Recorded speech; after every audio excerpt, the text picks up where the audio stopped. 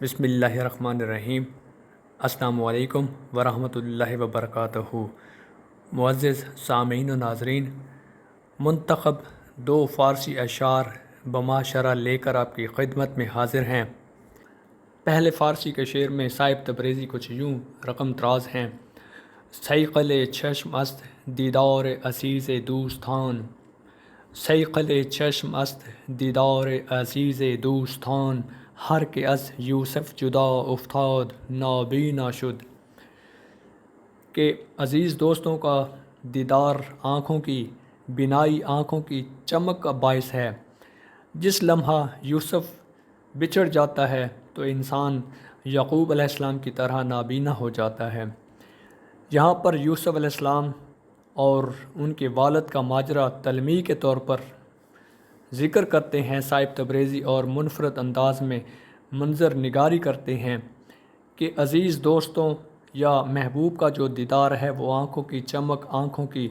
بینائی کا باعث ہے۔ جس لمحہ یہ دیدار چھن جاتا ہے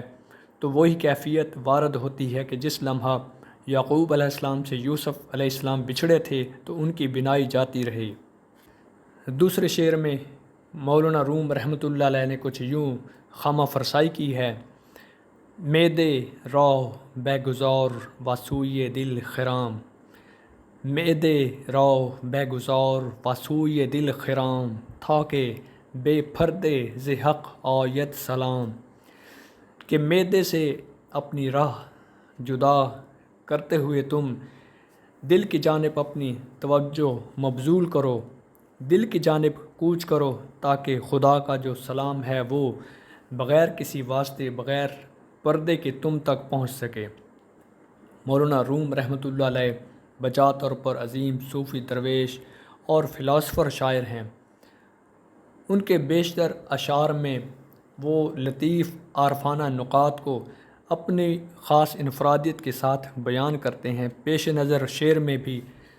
وہ انسان سے مخاطب ہیں اور کہتے ہیں کہ انسان کو ہمہ وقت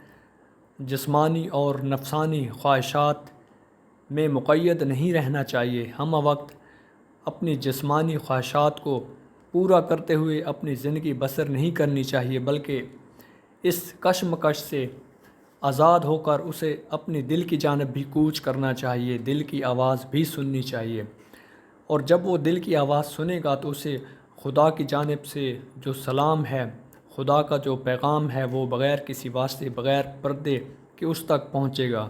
یعنی وہ خدا کے سلام کو بغیر پردے سن سکے گا۔ پیش نظر اس شعر میں مولانا روم رحمۃ اللہ علیہ انسان کو اس کی جو نفسانی خواہشات ہے اس پر کنٹرول کرنے کے حوالے سے تنبیہ بھی کرتے ہیں، اور ساتھ میں یہ کہتے ہیں کہ اگر وہ دل کی جانب یکسوئی اختیار کر لیتا ہے، اپنی جو توجہ ہے وہ معدے سے ہٹا کر کہ محض ہمہ وقت اپنی جو بھوک ہے اس کو ختم کرنے کے چکر سے، کشمکش سے آزاد ہو کر کے جو جسمانی طلب ہے وہ کبھی بھی ختم ہونے والی نہیں ہے، تو بہتر ہی ہے کہ وہ اس جو جسمانی اور نفسانی خواہشات ہیں جن کا تعلق محض انسانی جسم کے ساتھ ہے، اس سے آزاد ہو کر وہ دل کی جانب اپنی توجہ مبذول کرے۔ یہاں پر مولانا روم رحمۃ اللہ علیہ دراصل جو دل کا تعلق ہے وہ روح سے استوار کرتے ہیں، کہ جو دل ہے اس کا روح کے ساتھ تعلق ہے۔ تو یہاں پر دیکھیں تو علامتی طور پر وہ دل کو روح کے ساتھ مماثلت کے انداز میں، کے پیرائے میں پیش کرتے ہیں کہ جو اپنا تعلق ہے وہ بجائے جسم کے روح کے ساتھ مضبوط کرو، اور جب روح کے ساتھ مضبوط کرو گے تو پھر تم خود محسوس کرو گے کہ خدا کا جو سلام ہے وہ بغیر کسی پردے کے تم تک پہنچتا ہے، اور تم خدا کی آواز کو، خدا کے سلام کو بخوبی اور واضح طور پر سن سکو گے۔